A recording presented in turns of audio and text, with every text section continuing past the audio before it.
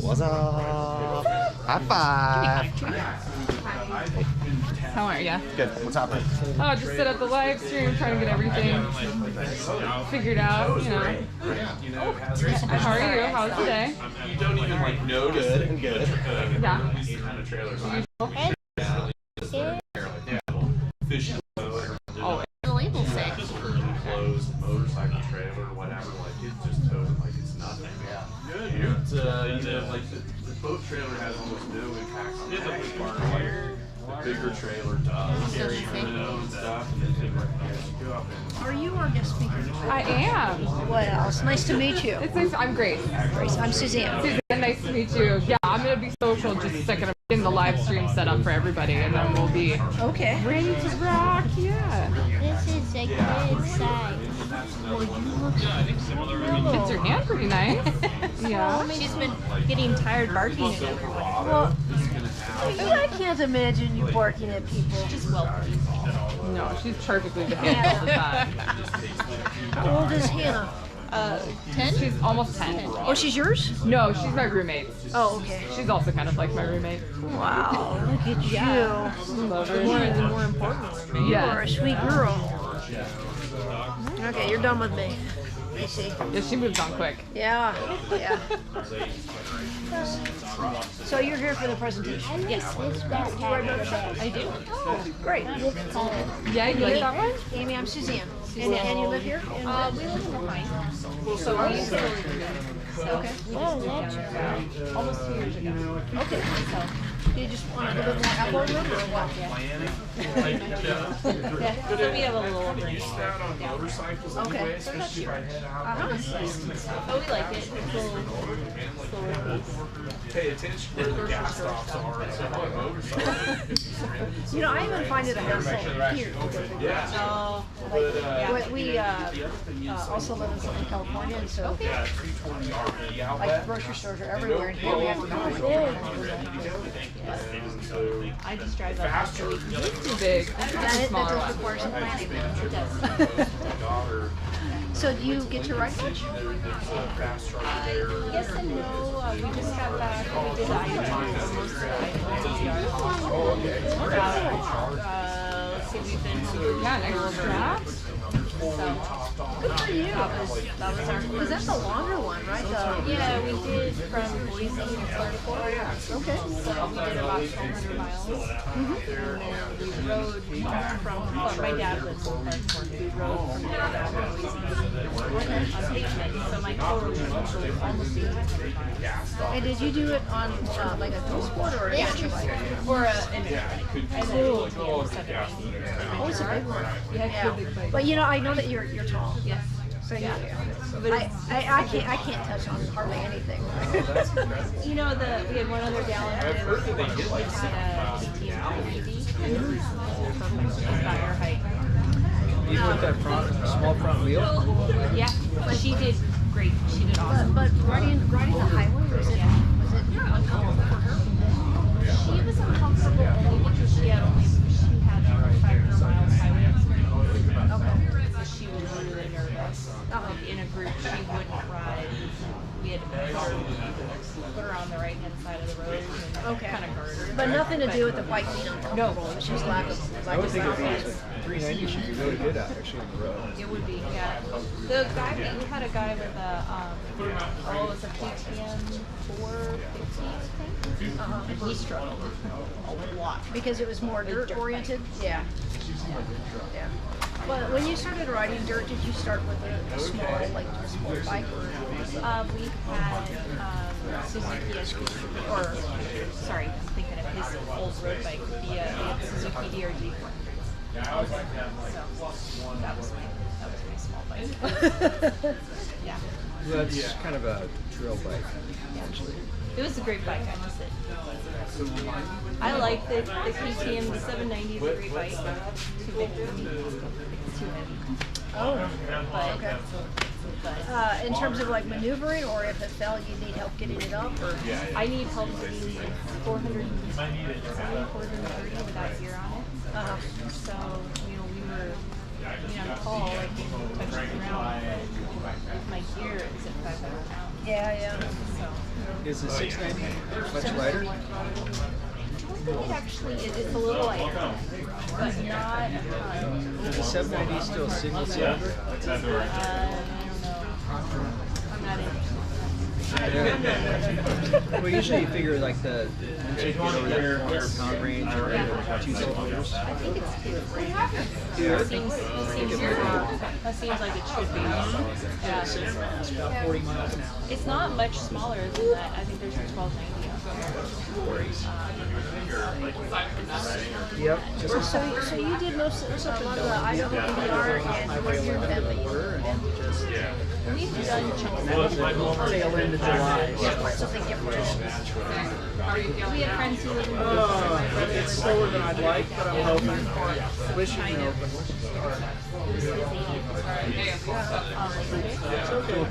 Yeah, so we did.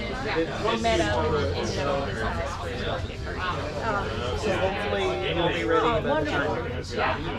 So it sounds like it was a good experience overall. Yes. It was a very good experience. So how many days did it take you? It is 6 days on the VR Oh, okay. and 2 days on the So that's quite a few miles per day. It was. Of course. We really had to. Like about how many hours were you riding a day? Like including your stops. Yeah. Like were you out there for like 8 hours a day? We were up not too There you go. I mean, we're just kind of up with the sun. Small enough to get the bikes out. Right. And then we'd probably be done with 3 hours. We got It's like a little pet carrier, one of those Harley Davidson pet carriers, but that thing, it works. It definitely works. It was hard. It's got a little strap down onto the rack We had spent one night on the bike. before we went. No. Yeah, we were fine. We survived. There's also a little I think right now. That's good. We did the Oregon VR More or less in exception of section the 1. machine. Had some friends come from out of state. So we had 6 days. Uses to wear them after a while. I have a little 250. Perfect. It was, but see, like we thought, which we didn't really have. But that's where not just it's not so much a lot of hours. For the 5 seconds before. Like I feel every mile. Yes. Yeah, the series was terrifying. Yeah. Because they let us go bye-bye, but people just sit and look at his bag, look at him, like, why am I not in it yet? But I don't think I have the skills to. I know That on one I of the don't have the side skills cases, so he's got to. the unobstructed wind, and the nose is just So forward on all my the bike, I'm in section 3. You see him in the rear view mirror, just nose forward, And before, we've gone up to 3 bikes. We've done it. Oh yeah. not just a dog. So I've done that. Section 3 is, I think most people struggle, well we haven't done section 1, but they struggle with that because of the sand. And some of that sand can be chunky too. And it was pretty nasty when we went. It was not fun. It was really slow. Okay. All right. But we did. Yeah, we're on a couple of Oregon VR Facebook pages, and the number of pictures that I see are those. Yeah.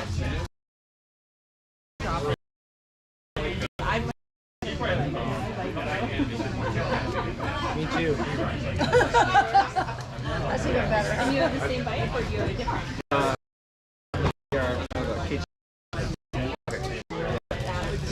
Pretty light. I mean, it's just super agile. It's just like a bucket of fun.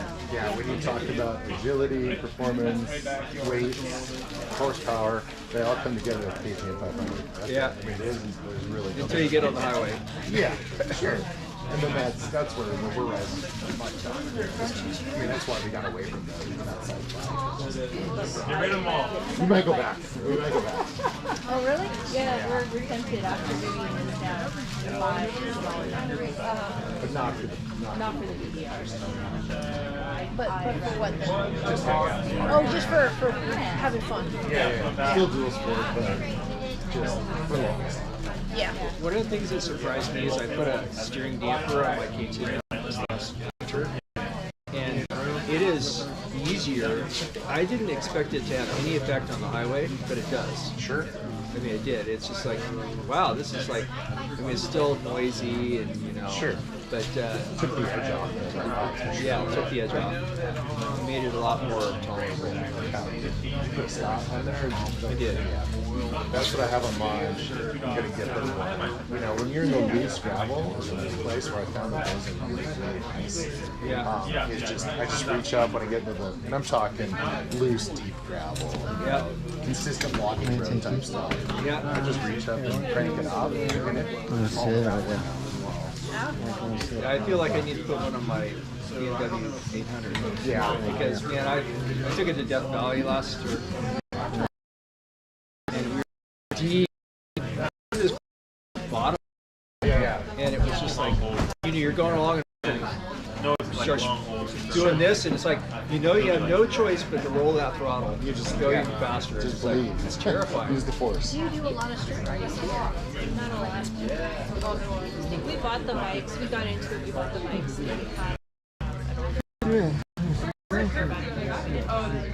Yeah, we're just kind of tied to I that. thought you were going to say you got a sidecar. I would like You to. wanted one. We almost did. Dude, there's some guy out there that's in Africa.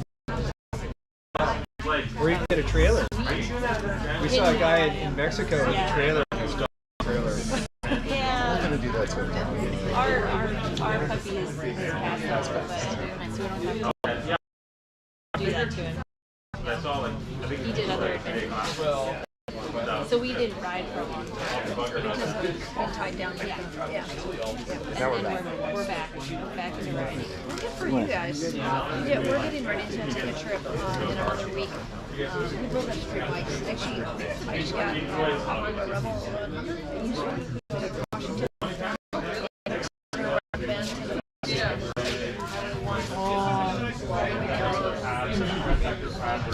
Yeah. And we live there. It should be. Weather holds. Yeah, you're gonna be good. Yeah. I think. We're talking about atmospheric river next week. It's that's why I bring it up. Well, that's next week. You know, we gotta go over the passes, so we'll see. Yeah. Well, yeah, they're talking snow, so. Well, we're not leaving till October. Usually it's good to help here, so either way. If it's bad, it won't be bad for very long. That's what you can get away with the big October. Is that usually it's just a day or a few hours. It's not weeks and weeks of bad weather. Usually it's just momentary. So. We should do the item like, even on a small bike, there's only one section of pavement, like really fast pavement, and that's in the middle. And it's supposed to be considered, but They're cool. Yeah, it's really mellow over there. They're very respectful. I mean, we had somebody on a 450 with us this last trip, and so we weren't doing anything faster than you could do at 500. I mean, and it was just fine. No big deal. Okay. I know we wanted to do that. Yeah. Oh yeah. You guys, We've not ridden it, but we've been there in our overlander. I mean, we've been over through that area before it turned into that route. I think you would do it in like 2 days, right? Oh yeah. Yeah. So we wanted to do that. That's epic. That's beautiful. Beautiful. Yeah, you just go. I would do that before I do the Oregon. Honestly, I would, especially the first few sections. I mean, I wouldn't, unless you really like desert. We like desert. If you don't like desert, there's section 1 and section 1. They're in a bit of shape. It seems like it'd be okay to get it in spring. Yeah, I think so. I don't know much about it. Springtime, and then as the snow melts, I feel like the Oregon's probably the same down there. We've spent a lot of time on the corner of Oregon, and yeah, I wouldn't be there anytime after. I mean, if you could get there like about the first or somewhere around the third week of April, probably right there. I think the conditions are fantastic. And most people are doing it in the summer. Yeah, well, What do you think it'd be actually in the winter? the dead of winter, there's pieces of it that will have snow for sure. So we've been out in like right plushes, plush has snow. Yeah, up on Hearts, closed, it's all snowed in. So, oh yeah, that road's very scary. Yeah, the water conditions all of that, so wipe it out. I wouldn't want to do it. No, I would wait until the snow started to come down and then just started to dry out. Just in May, maybe somewhere in there.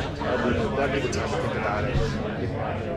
But you got a one exposure. It's got a stitch of shade. So just plan for it. So we section 3 was probably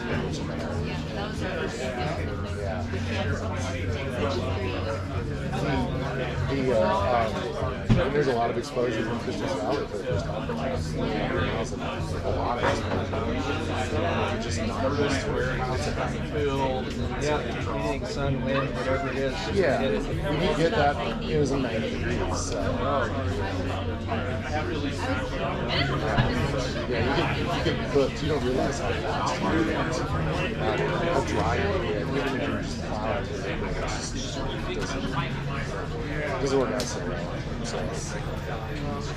Yeah, I grew up right in the desert actually. Yeah. We'd go out there most of the year, but we would also ride at night. Sure, yeah. Like we'd get out, we'd drive out to the desert, we'd go for a ride, and we'd get back at like 2, 3 o'clock in the morning, and then like sack out. The sun comes up, it wakes you up, and we'd just like lollygag. And, sure. Or actually, we'd go out for a ride in the morning when it was still cool, and then sleep all afternoon. Yeah. Do the early stuff and get done by before noon out in that kind of thing. As soon as the afternoon will have guys. Yeah. Like I want to go and check out Nevada. I would like to do that. We like this one. Yeah. You know, the desert can be pretty technically challenging. Oh yeah, very much so. You know, not just the sand, but like I think the loose rock. Oh, all of it. I mean, and even if you come across running water out there, or you get in rain and clay and all the other things that are out there, it can get you really fast. Yeah, that's a thing. Yep, you can be going across the desert, and then all of a sudden there's a channel that's 4 feet deep and 15 feet wide. And you think you got it, and you get in it, and they sink. We're starting in 5 minutes, if that's okay with everybody. So if you need a beer, grab one. If you need a snack, grab one. But yeah, we'll get started in about 5 minutes. Yeah, riding is pretty fun.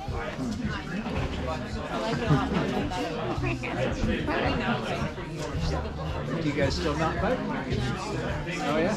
Yes, right now. Probably should. What other hobbies do you have in your dog friendly for a while? We are adventurers. Yeah. Perpetual adventurers. We got Usually all this riding is incorporated into a much bigger picture of things. We've got a big expedition vehicle that we put the bikes in the back of, and then we are usually gone for 3 or 4 weeks. So it's not as much just adventure biking. It's much more You're going places, and this is something. Yeah. So Memorial Day, we went down to the Black Rock Desert. And so long before you and stuff, and hung out down there, before it got too hot. Yeah, if you've never been to the Black Rock Desert, yeah, it's really, really cool. No. You've been to the Albert, I'm assuming? The Albert Desert? No. Okay. You need to go there. I've explored a lot of the California desert. Yeah. And some Nevada, Utah desert. Sure. We're sort of driven by rock climbing. You're getting summoned. Yeah, you're getting summoned there. You better Yeah. hurry, otherwise you're gonna get in trouble. She's already found a dog.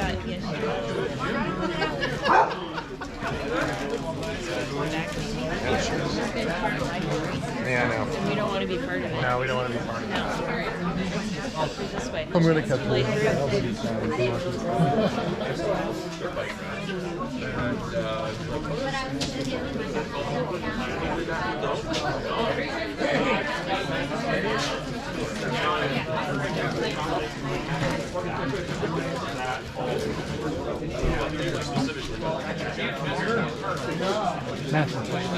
Hey, pick up a chair. Pick up a chair. Right there. Nice circle. Watch out.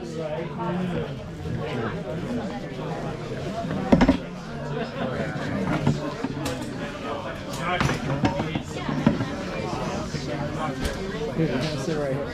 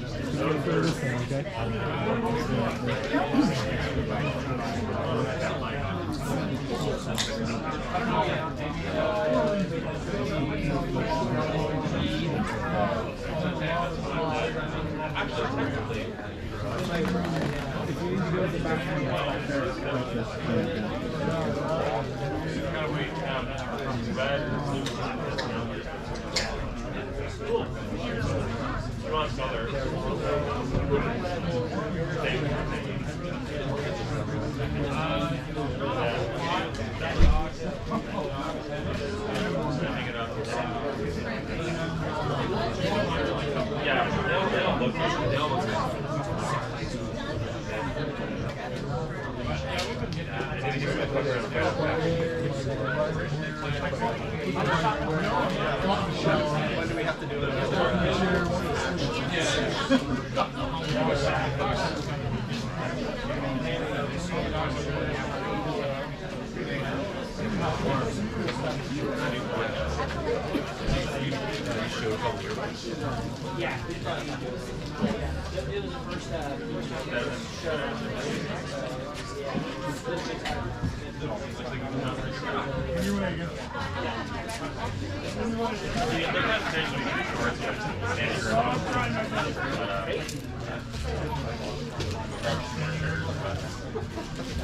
Hey, buddy. Twice in 1 week. Albert Valley.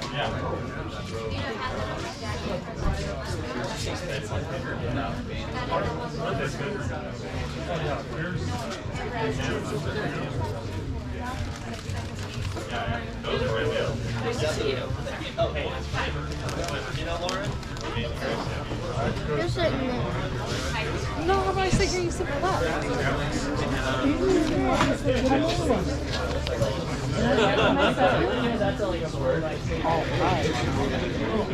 Here, buddy, why don't you sit? And it's rolling. Perfect. Grab more chairs. Just look at snacks, baby. Right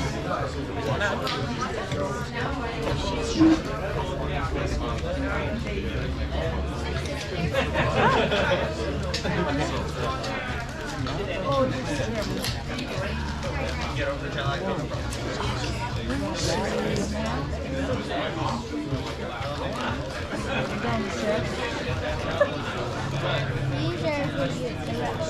Well, thank you, sir. We're hoping to Good? finally hold that game. If not go bowling. Either one. I'd like to go bowling again. Yeah? Tanner would love to go bowling if we do go. Well, either one probably, but Because I like It's the season. It's not bowling. I was actually talked to both Matt and Grace about this weekend, but I want to do one at my place when we do. I don't know how far Yeah? Yeah. A lot. But yeah, we have a hot tub? Like 7 people if you're all touching. Yeah, perfect. Mine's like in a complex way.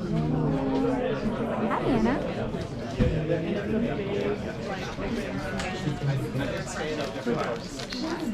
I would not eat another hot dog. No, I had Costco. But he also had a hot dog. From where? Costco. And I also have Yeah, you had a.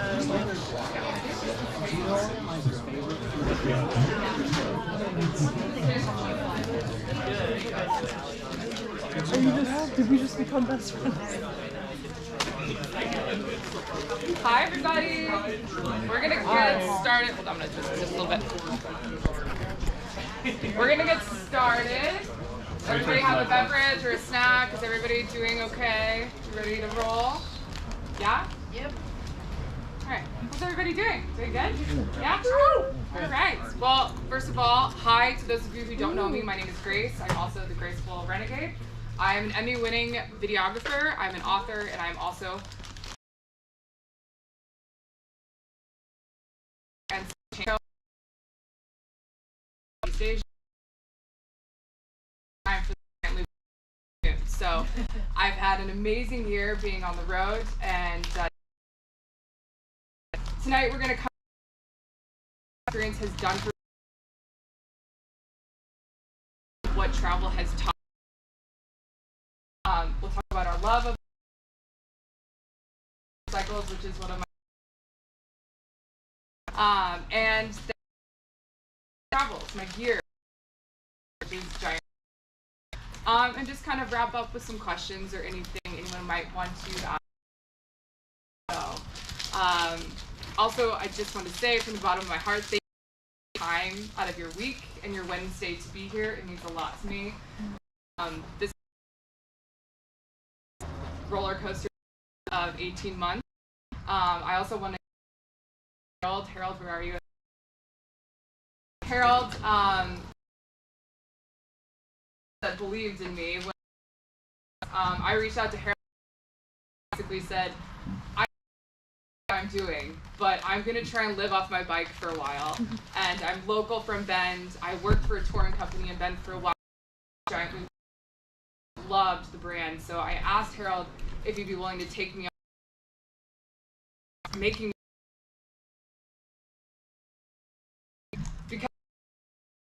luggage with me all over the world. I think it is the best soft luggage brand that's out there, and I swear by it. I swore by it before I was an ambassador too. So Harold and Giant Loop, Jacob as well. Really appreciate it. We're but yeah, without further ado, let's get to it. Brian. Oh, look at that. There's not a lot of slides. It's more just the beautiful backdrop, so you don't have to stare at me the whole time. So by a show of hands, I like kind of do a little icebreaker for everybody. Who here rides motorcycles and considers it as a form of therapy for themselves? Basically everyone in here, yeah. Whether that's dirt riding, whether that is ADV riding, whether that's on tarmac. That is a huge thing that I think speaks to everyone here. Motorcycle is a form of therapy. Can someone share with me why it feels like therapy for them? Anything? Yeah. Forces me into the present. Present, yes, huge one. Anybody? Doesn't allow you to think about any of your problems. Yes. Presence, a little bit of peace of mind. Anybody else? Okay. Brings me just a little bit closer to nature. Yep, absolutely. So ease, presence, calm, just kind of a form of meditation, I think, that we all can get from sitting behind the handlebars and quieting the chaos. I say that phrase a lot because I really do believe that motorcycles, really anything with two wheels, does that for so many of us, and that's why we intrinsically love it. And a love of motorcycles is a crazy thing. I usually tell people that are getting into any type of riding that it's kind of a sickness or a disease, and once you catch it, you really can't get rid of it no matter what. You can walk away from it for a couple of years, leave your dirt bike in the garage, but I guarantee you will come back to it and love it just as much, if not more, later on. I fell in love with bikes when I was a teenager. I was a huge fan of a lot of badass women like Lara Croft, like Trinity in the Matrix films, like Elizabeth from the the girl with the dragon tattoo, and all of them rode motorcycles. But my parents were very adamant that I never ride. So I made the deal with them that I would not ride a motorcycle until I was done with being educated with college. I think they really thought it was a phase that would pass. However, to their chagrin, I graduated from college. That very same weekend, I went and got my motorcycle endorsement. And then 3 days later, I bought a bike. And when I rode home with that bike and was very excited about it, it did not go over very well, as you can probably imagine. But it started my lifelong love of two wheels and really of exploring. And I had 10 years of tarmac before I finally went off-road. And once you travel off-road and you really have that ADV and dirt experience, it really takes that to the next level. It's very, very cool. Have any of you traveled via motorcycle in another country, around the US, even just around your state for a weekend? Show of hands. Who's done traveling on a bike? Most people here. Awesome. Yeah, I think one of the things that is so special about traveling on a motorcycle that a lot of you have already experienced is that it's unlike anything else. You're immersed in your environment. You're exposed to the elements. And sometimes those elements aren't great. Sometimes it's high winds, sometimes it's rain. But at the same time, I don't think there is a better method to travel because it really keeps you right there. It's that meditation, right? That presence, that being right where you're supposed to be, which is wherever you're traveling. And I was very lucky this year to travel to a lot of places. Brian, next slide. Thank you. That works. There we go. So this is me in Vietnam. I obviously had a lot of giant loop luggage on a 150. You can imagine how fun that was doing some single track north of Hanoi. It was very interesting and a little gnarly, but also very, very fun. So last year, I started out my summer riding through the western US. I then went up north and trekked through Alberta, came back down through BC, got to see Banff and Jasper National Park, obviously also got to see Yellowstone, Grand Teton in the meantime. I then did a solo trip down the coast of California, Oregon, Washington, and just down to Mexico and Baja. After that, I hung out in the southwestern part of the US. I did a couple of rallies there, got to do some desert riding, and then when winter hit, I hopped on a plane and flew to Asia for 3.5 months. While I was in Asia, I spent time in Vietnam, in Indonesia, and also in Thailand. I was a busy girl, and it was very, very cool. Some of my favorite stories that I like to tell from these trips are usually stories that have both a high point and a low point. You know, you kind of have to ride the waves living off a motorcycle like this. Like, I don't know if anyone remembers, but last summer, Yellowstone National Park was closed for the beginning part of the summer. We had an unbelievable amount of rain that came through. It flooded out a lot of the park. And my partner and I at the time were riding through that area, doing a lot of filming, and all of a sudden the park opened back up, and we were a half day's ride away. So we had the unbelievable opportunity of getting to camp in Yellowstone National Park at maybe 1/3 of capacity, wake up, literally with sunrise to do some filming and to ride, and it was completely empty. I don't think anyone really will ever get to have that experience again. It was very surreal, it was super cool, and probably one of the most unbelievable parts of my summer. Now counter that with later that night trying to find a camp spot. We ended up finding a spot we used an app called Tent Space, which actually is for ADV riders. If anyone needs that, I'm happy to share it with you. It's through a website. It can be a little nitpicky, but it's actually really, really useful in the US and in Canada. But we use Tent Space a lot to camp, and we were promised a Tent Space site. We arrived there, and the space really didn't exist. It had become a church, and they were very not okay with us being there on motorcycles and quickly booted us out. And then we had to spend $400 on a Motel 6 to get through the night in Jackson. So one of those moments that's not always great, but you know, it's all about balance. Then you have other moments like getting to ride the Icefields Parkway through Banff and Jasper National Park, which I highly recommend. If you have not gone, please go. It is a bucket list trip. It's unbelievably beautiful. But do your homework and don't do what we did, which is plan a campsite or a hotel ahead of time. This was one of our biggest mistakes because a lot of the time when you're on the road, you can't predict where you're going to be. we had to sneak into overflow camping at 12:30 a.m.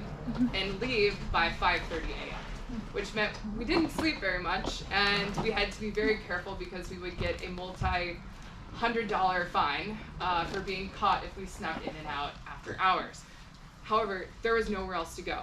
Every hotel was booked, every Airbnb was booked, every campsite would not let us in. So you do hit a point where you just kind of have to make do. Hopefully no one in Canada is watching this and arrest me later. But anyway,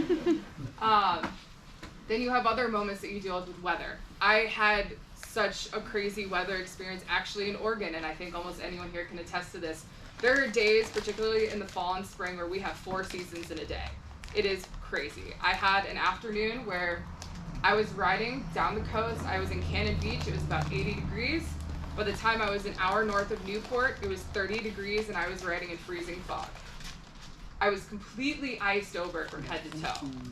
I literally was a sheet of ice. My helmet froze onto my head. I had to get off my bike at 9:30 p.m. at night. Couldn't feel my hands. I don't know how I stopped the bike, to be honest with you. I walked into a pub and sat down, and I couldn't take my helmet off for 15 minutes because it had to thaw out. These are just things that happen sometimes when you're on the road. Thankfully, the bartender was very nice, and he had a very lovely beer waiting for me, but it was a really gnarly day. But then that gets balanced out by going down through Big Sur a couple days later. When you hit the Bixby Bridge, there's an off-road route you can take called the Old Highway. It is one of the most beautiful off-road highways I've ever taken. You get to ride through Big Sur basically by yourself, with unbelievable panoramic views of the beaches, of the ocean. It's really, again, once in a lifetime type of stuff. So highs and lows are kind of the name of the game, and that really kind of summed up my Western US experience. When I went to Asia, it was the same thing. Vietnam, Thailand, and Indonesia were absolutely incredible. Vietnam had its hiccups. I had water poisoning, which is very unpleasant. Just about everyone who goes there will catch it at some point. It's just kind of a part of being in Southeast Asia. I also was bit by a dog on my face and had to get a round of 4 rabies shots while I was there, which is also very difficult when you're on the road. In Indonesia, we had a consistent amount of monsoons for a couple of the days we were riding, to the point where, I mean, it just, I don't think my boots dried out for a month after that. It was that bad. But you just gotta love it. And Thailand, downside to Thailand, it was 115 degrees Fahrenheit almost every day we rode there. Crazy, crazy stuff. However, to counterbalance all of that, Thailand, we got to be there for Songkran, which is an amazingly cool experience of their New Year's festival. It's basically a giant water fight where everybody is throwing water all over each other all the time. Everyone is off work. It's a giant festival in the streets. You are either armed with a water gun, a bucket, or a hose, and if you are outside, you are fair game. That is just the end of it. So I was soaked for 3 days, and it was amazing. It was a great time. One of the highs of being there. Indonesia, getting to go into these old temples to really understand how ancient the world is, all the flowers and the forest and the jungle, just so surreal, very, very humbling, and makes you feel small. And Vietnam, for me, was really the quintessential part of this whole year. I'm a diehard Bourdain fan, like a lot of people are, and he loved Vietnam. So getting to go to Vietnam for me was a mark of following in those footsteps, I suppose. And I got there and I ate pho every day. I had some of the best coffee I've ever had. I got to do dual sport riding for 7 days north of Hanoi and get my ass kicked, which was such a blast. Some of the falls I had were absolutely gnarly. A couple are on my YouTube channel. If you haven't watched them, they're pretty bad. But it was very cool, and the people were kind. The food was amazing, and these are all just experiences that are off the motorcycle. These are things that don't even have to do with even being behind handlebars, and that's kind of the best part. So, as I tell you all these stories, one of the reasons I tell you them is because there's an infinite amount of places you can go on a motorcycle. Whether you're in the United States, whether you're in Canada, whether you're in Asia, whether you're in Europe. You know, traveling by motorcycle is one of the coolest things because you roll into a town and everybody thinks you're cool automatically. I mean, let's be honest, half the reason to ride a bike is because it's cool, right? It is, it's very cool. But getting to roll in, to immediately have friends, to walk into a place and be welcomed, be a part of a culture you don't even really understand but are willing to learn and adapt to, that's a part of what travel is all about. And getting to do that on a bike is such a special thing. I feel very, very lucky that I was able to do that this year. Now, transitioning from that, Giant Loop Luggage has a slogan of go light, go fast, go far. I can tell you that all three of those things apply very wholeheartedly to my experience. I took Giant Loop Luggage with me to Asia. It's the only luggage I've used.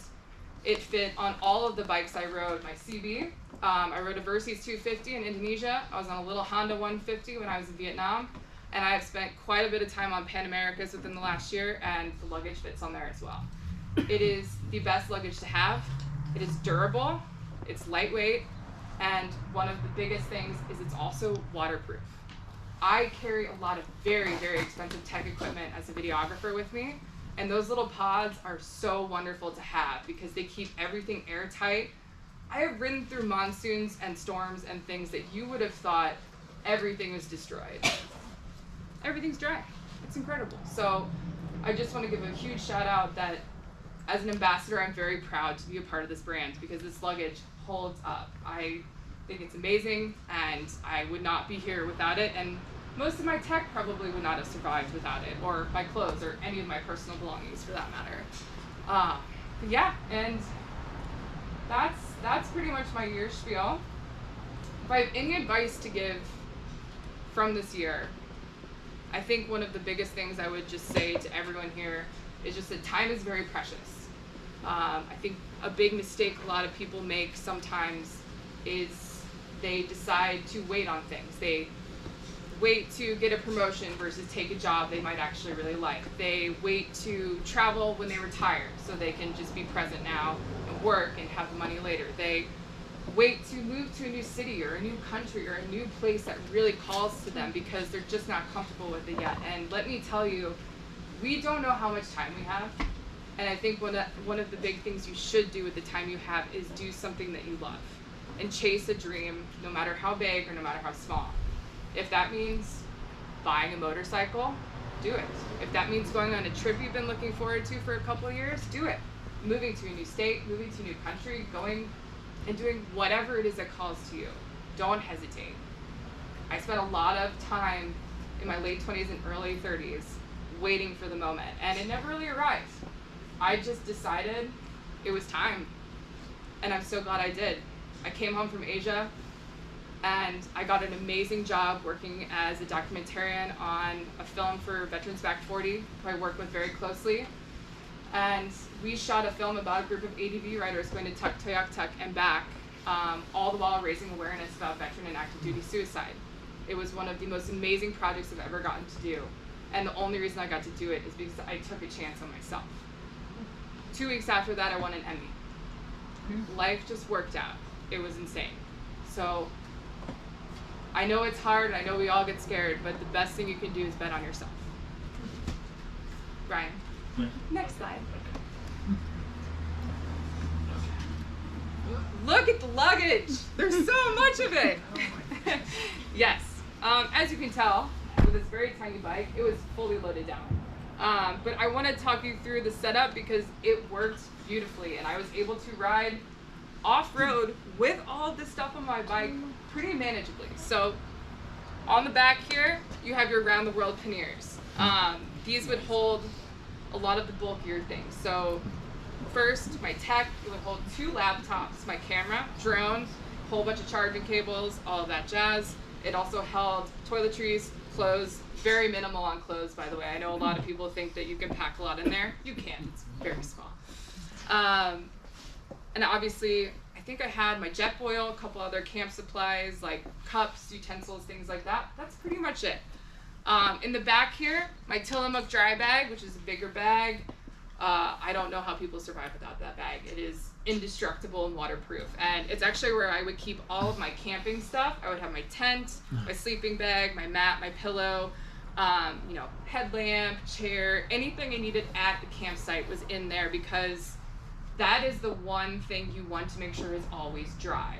You can get to a place, you can be completely soaked from riding all day, You know, maybe you go hang out and have dinner, and then you finally get to a campsite at night, you put your tarp down, and then you set up your tent. The last thing you want to deal with is wet camping equipment. So making sure,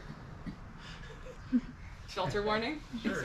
So making sure that stays dry is key. Air filter. The Rogue dry bag is a smaller version of the Tillamook dry bag, and that is my toolkit. So that has all my tools in it. It's my roadside kit, zip ties, of course, duct tape, of course. I have a little battery charger in there that I thankfully with a Honda have never had to use, but have had many other friends use on their own bikes, notably KTMs. Sorry, KTMs, going down. Also, I usually will sometimes carry soft straps. So I have an interesting story about soft straps, because a lot of people say you can find straps if you need to, but I was pretty die-hard about making sure I always had tie-downs with me, and I can tell you why. 2 occasions last year, one in Texas and one in Arizona, where the weather got so gnarly with snow and wind I couldn't ride. And on both of those occasions, I had to throw Lorraine in the back of U-Haul and strap her in and drive to where I needed to go. That was infinitely easier when I had soft straps in my bag. It just makes it a lot more manageable. You have a friend that picks you up in their pickup, you have soft straps, super easy. It just makes that whole like living on the road type of ambiance a lot easier, a lot calmer on the mind. A little bit less worry, I guess I would say. So Fandango tank bag is always the tank bag I have, and I think most people know what they throw in there. It's wallet, keys, sunglasses, for me, sunscreen, sometimes snacks, whatever you need. The zigzag handlebar bag is great. I keep my earbuds in there. I use earpiece. I don't know if anybody rides with earbuds in, but I highly recommend using earpiece. They're not too expensive. They're on Amazon. I'm not sponsored by them or anything. I just swear by them because I think they eliminate noise the best, and they're super comfortable. I have done 15-hour ride days with those in, and they don't bother me in the slightest, so highly recommend. And then pannier pockets. Pannier pockets on the front. I usually have a whole bunch of pronghorn straps on the left side and some chain lube, and then on the right side I have a tire gauge and a nice little pump in there in case the tires are low. So that's pretty much my whole setup.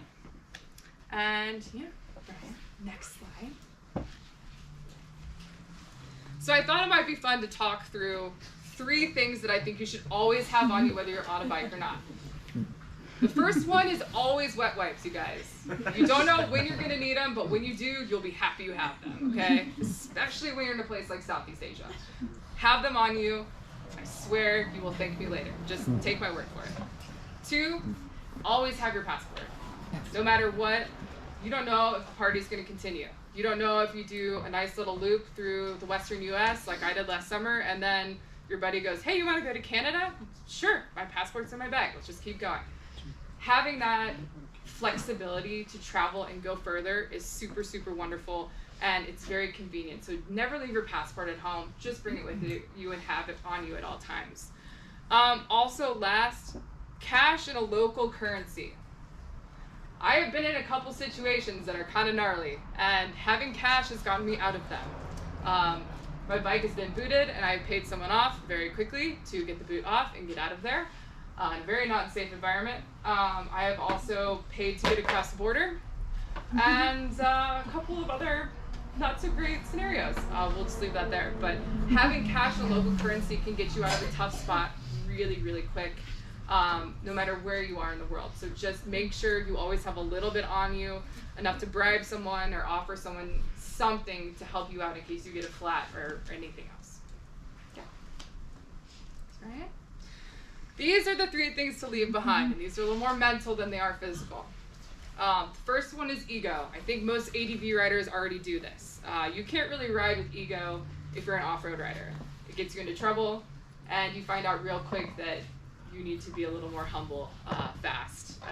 The road can sneak up on you, and particularly if you are a nomad or if you are traveling a lot. Making sure you stay humble and open to others and empathetic and kind is super valuable, and it also makes you very amendable to whatever environment you're in. So that is a big thing just to keep in mind. Expectations. Having expectations about what you are going to experience or see also about that. And instead, I was focused on the things that were great. The food was amazing. Our homestays were quite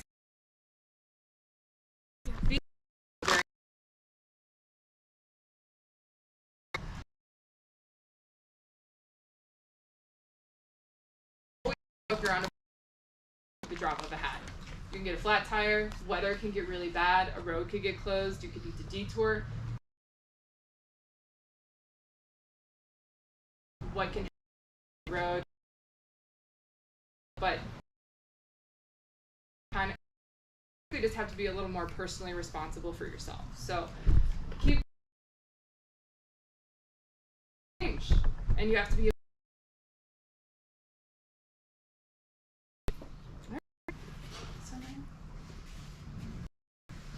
Does anyone have questions? This past year, were you traveling with somebody most of the time? Or? I was by myself most of the time. Intermittently, there.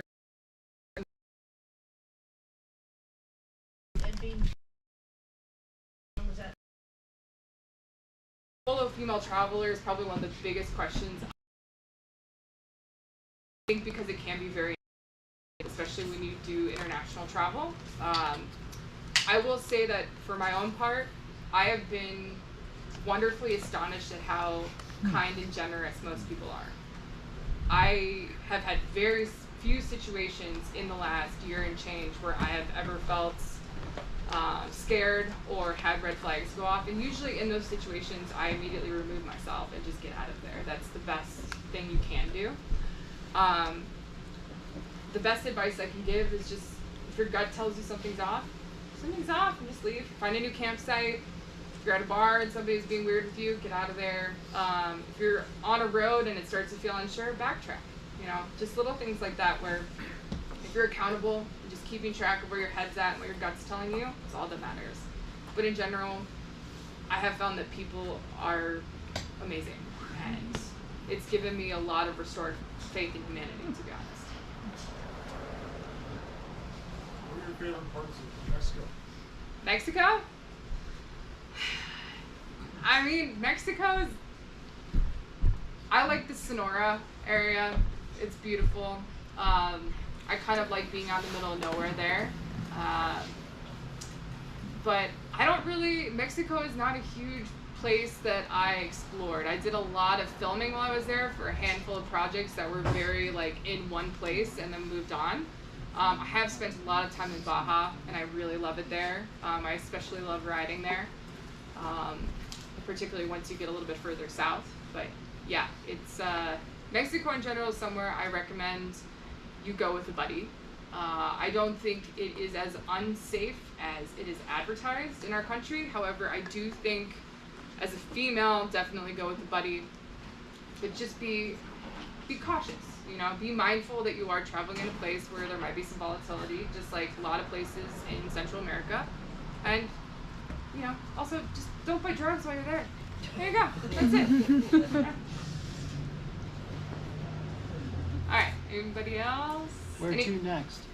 Where to next? Yeah. Well, right now I'm actually editing the documentary that I shot in June with VB40. Very excited about that. I am going to probably be heading back to Asia in the wintertime, but I'm actually taking a couple of months to be here and ride some dirt and hang out with my chosen family that's here and really enjoy being in one place, which I haven't been for quite some time. So, yeah. What about like bike mechanics? Is that something that you knew or you learned or? I knew nothing about bike mechanics. And to be completely frank with you, I know very little right now. How I get away with that is one, because I am very lucky that I decided to buy a Honda. Because as long as the tires on that bike are maintained and the chain is maintained, it's gonna run. I can change a tire, I can change my oil, I keep an eye on a lot of the general mechanics of the bike, but when it comes to actually fixing things, guy friend, he works in town, and I FaceTime him if I'm in the middle of nowhere and something is going wrong, and he talks me through exactly what I need to do. One of the things about having a friend that helps you with that stuff is as long as he's available, I call him, and if it's something I don't need to worry about, he tells me not to worry about it, and if it's something I need to fix, he just coaches me through it. So, yeah. So are there times when you arrive somewhere and you're just kind of burned out and you'll take a couple weeks off the bike and just kind of explore your areas or take surroundings, take tours, that kind of thing, or is it mostly? I have yet to feel burned out of travel.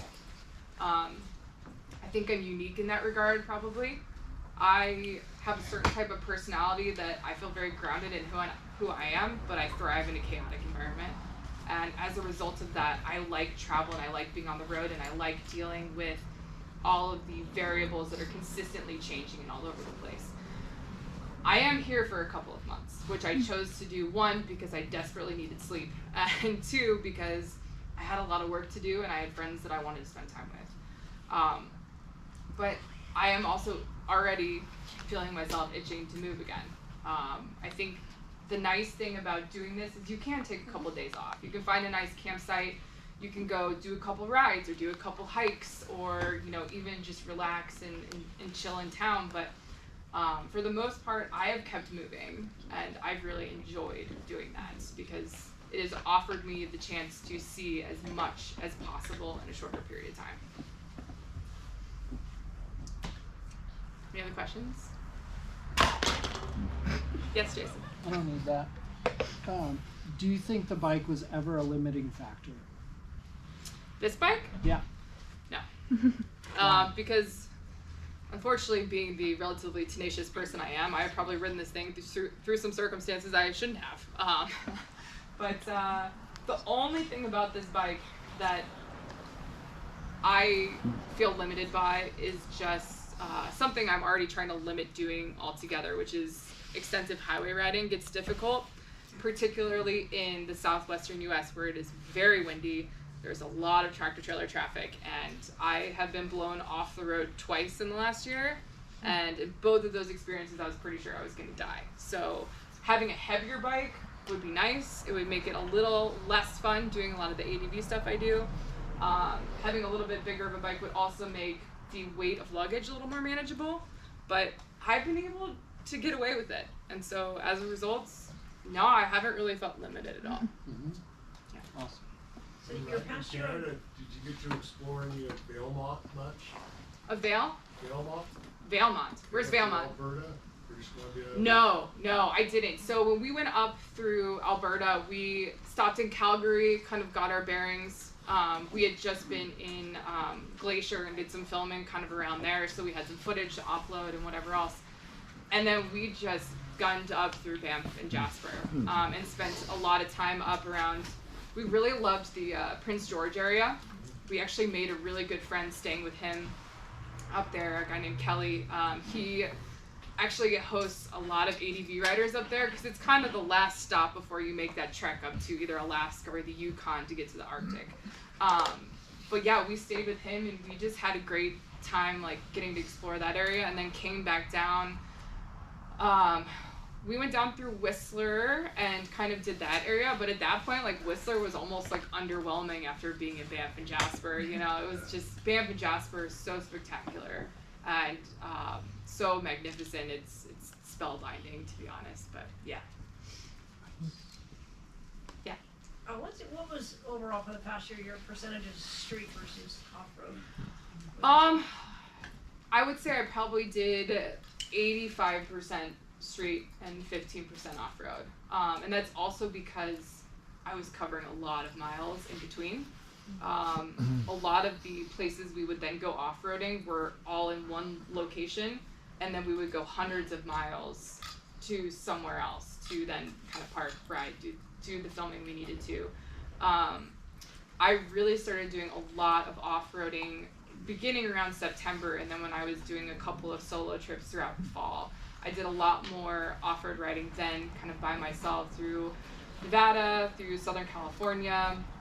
I particularly love Joshua Tree and riding around there. It's absolutely beautiful. And parts of New Mexico too. So. Yeah. When you're fully loaded, how much does your bike and gear weigh? It's a good question. It's not a question I want to know the answer to be honest with you. I think it would be a little intimidating. the one test I usually have of when it's too much is if I can't put the kickstand down in the parking lot and the bike doesn't just gently rest, then there's a problem. Because there has been a moment where it's just kind of stood there upright, and that's not great. So usually at that point it means weight has to come off. Thankfully, because I have such lightweight luggage, unlike a lot of harder cases, it is a lot lighter on the bike, so I worry less about it. My big test, is making sure that I can lift up the bike by myself. So I can always pop the pannier bags off the sides, but usually what I do as a test is I'll leave my Rogue and Tillamook on there, and I'll put the bike down, and then I'll make sure I can basically deadlift the bike up solo, and if I can do that, then it's fine. But yeah. Do you do with the weight too? Do you ever have to consider like being top heavy or kind of adjusting where certain things are? Yeah, I mean, the ass end of the bike is pretty heavy in comparison to the front. And to be fair, like there's just not much I can do about it. It's just kind of a necessary evil. And that comes from having to travel with a lot of tech and things like that. One of the ways I did try and alleviate that a little bit was occasionally I would try and keep my camera or my drone on my back in my backpack.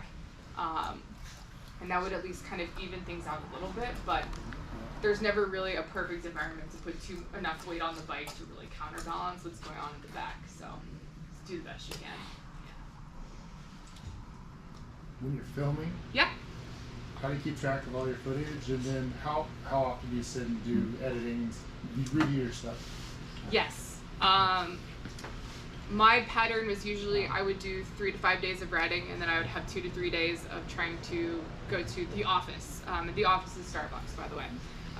So that was kind of how I would plan things, is I would try to do 2 or 3 days of writing while filming, kind of on the front end and the tail end, you know, pack camp up one day, 3 days in the middle, find a camp spot, and then have 2 or 3 days of being one place. It's just easier that way. Footage adds up very, very quickly, and if you're not offloading and organizing it, I can guarantee you're not going to do it when you get home. Like it becomes too much of a task, and it's very overwhelming. So I try and balance it a little, and that does seem to help quite a bit. Yeah. So you said you were on a Pan America? What?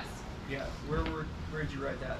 So I was on a Pan America. I actually was very fortunate to do a little bit of marketing and media with Harley Davidson when I was in Thailand. So the entire time I was in Thailand, I was able to ride Pan America around. It was an incredible experience. However, the only downside to that was, like I mentioned earlier, it was 115 degrees almost every day, and that engine would get very hot. And I actually still have burns on the inside of my leg from the engine because the tank would get so hot that it would burn you if you touched it, which was very unpleasant. But that was where I did the majority of my Pan America riding. I've actually also been able to do some film projects over the last year with people that work with Harley, and I've been giving Pan Americas a lot of rallies. It's a very fun bike. I do not recommend it for anything really above an intermediate level of ADV riding. It's very heavy. I don't think it handles quite as well as a lot of lighter bikes. But it is a lot of fun to ride, and it is an incredible touring bike. It's very comfortable, it's very fast, and it handles weather very well. Speaking of bigger bikes, if you could have another bike besides this one that's bigger and heavier to describe it, probably a 10 or a 700.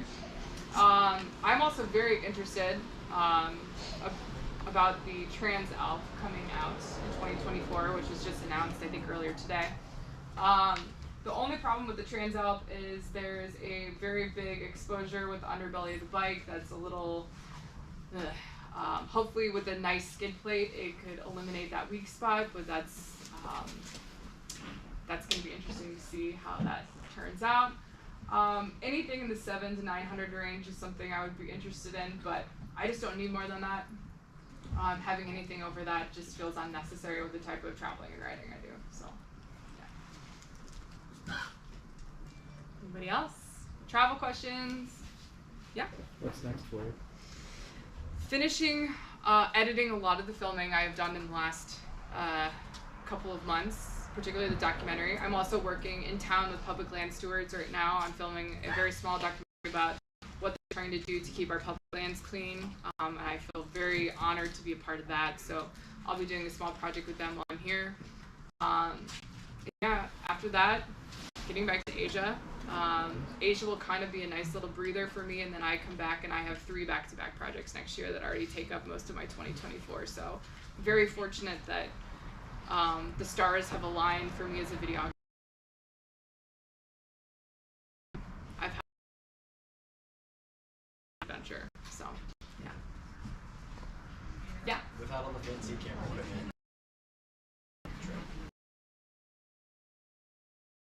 Phones right now. They're pretty spectacular. I don't know if you guys know that, and I don't think they've ever been this good. If you're looking to act, YouTube is a very saturated market. I would say, as much as I hate to be a cynic, into becoming the next Ben in the road who's on the TV screen behind us, it's probably going to be a hard fight for you because YouTube and Instagram aren't as algorithms than they used to be. So getting big in these areas is going to be very tough. But being able to shoot good footage and really enjoy it, footage, especially while you're riding, unless thing you have to worry about. There is nothing worse than trying to hit the on button on your chin cam while you're going down a hill off-road. It is terrible.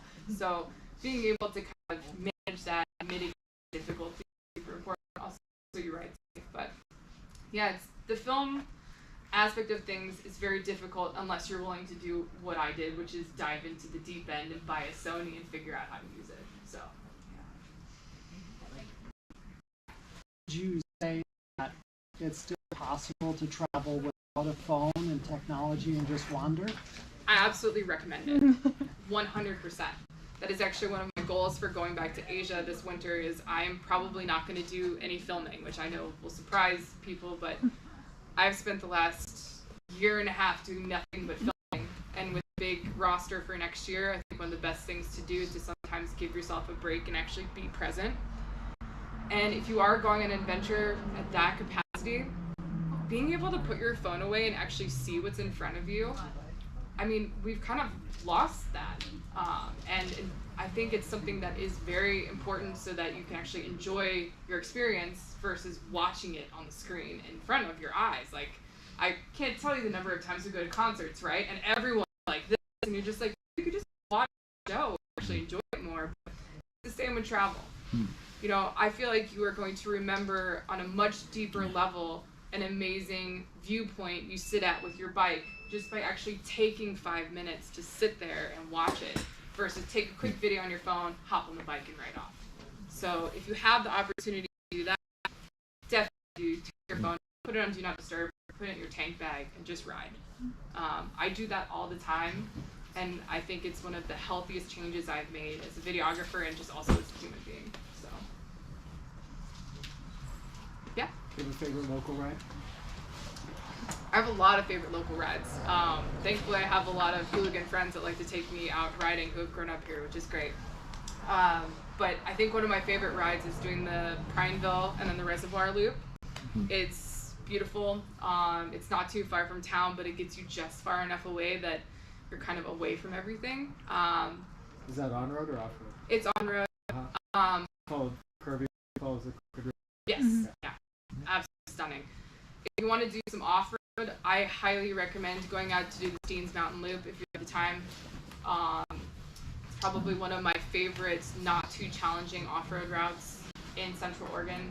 It's amazing views. You can sit up there for hours, ride around up there for hours, and then you can pop down to the Albert and rip around and have a great time. So really the best of everything. Anybody else? Yeah? What's the fastest you've gone on a motorcycle? On any motorcycle? Okay, because that one, yeah. I think the fastest I've gone on a motorcycle was actually the first time I got on a Pan America, which was a giant loop last year. Justin Collider grabbed me and said, you have to hop on this bike. And Justin runs all the Pan America demos for a lot of the rallies. I hadn't been on one yet. I was very excited. It was the last day. I just packed up the bike and I was like, yeah, I'll hop on one. I have never been a big Harley Davidson fan, but I hopped on that bike. I pulled out of Crystal Crane and I just hit the throttle. And I didn't look down, but I was like, I'm probably going 85 right now. I looked down, I was going 141 miles an hour. And I immediately was like, probably should not do that. That's probably most notably the fastest I've gone. Mistake, of course. Also another reason why the Pan America is amazing. The power with that bike is incredible. But yeah, that's probably it, I would imagine. Yeah. I know you mentioned kind of restored faith in humanity. Just curious, single biggest personal takeaway that you had from this experience? I think one of the coolest things an experience like this did for me and does for a lot of people is you learn how to ask for help. And every time I asked for help when I was myself needed help, the person I asked helped, or it helped me find someone that could help me.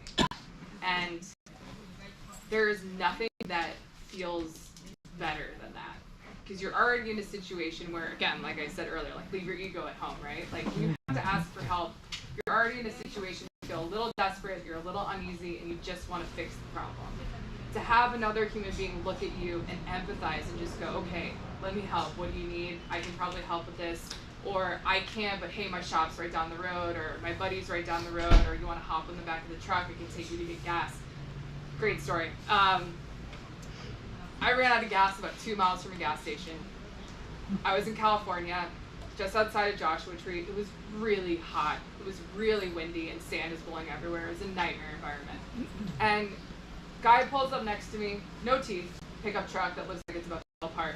And he's just like laughing. I can't really understand what he's saying to me, but he basically keeps motioning for me to get in his truck bed. And I'm just like looking at the bike, and I look at him, and I just was like, all right, I'm just gonna hop in the truck bed. I think he understands what's going on. So I hop in the truck bed, he takes me down, buys my gas, gets me a water bottle, brings me back, watches me the bike, make sure it starts, waves at me, just takes off. If you had heard banjos, you would have bailed out.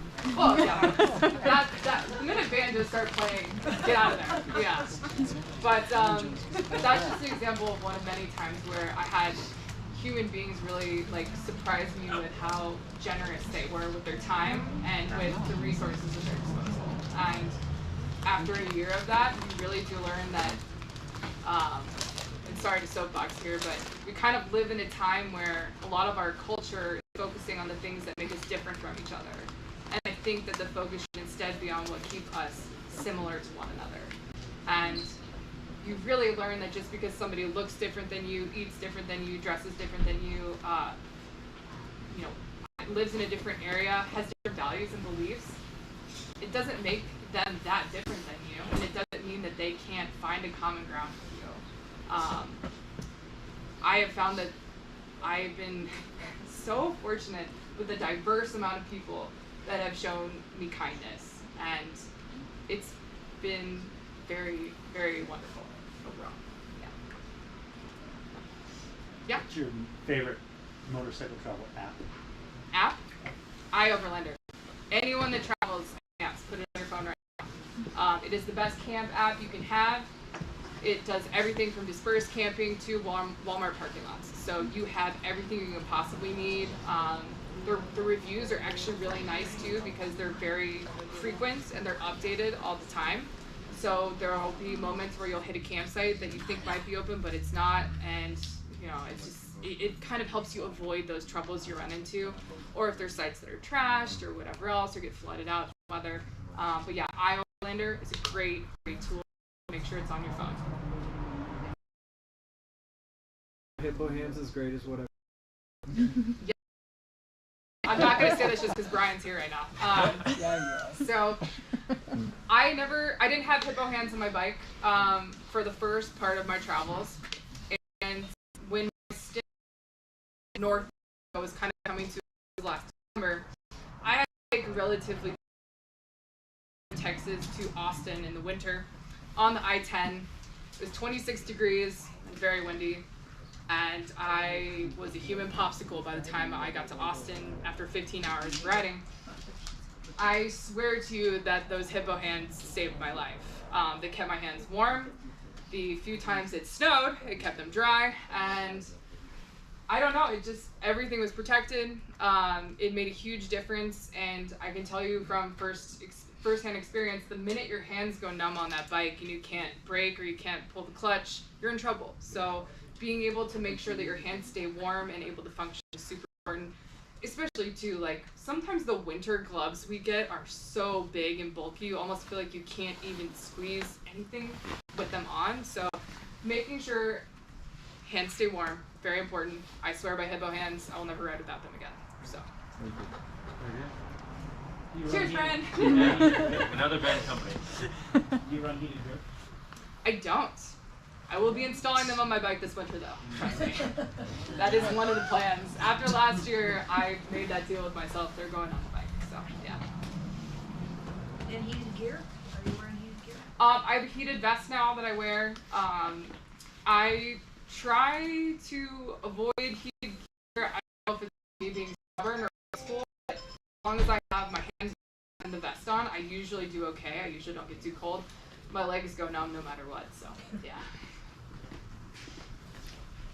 Anybody else? Alright. Cool. Thank you guys. Woo!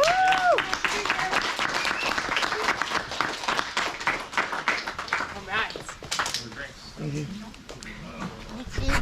It was so nice to meet you. Thank you for coming. I guess I can.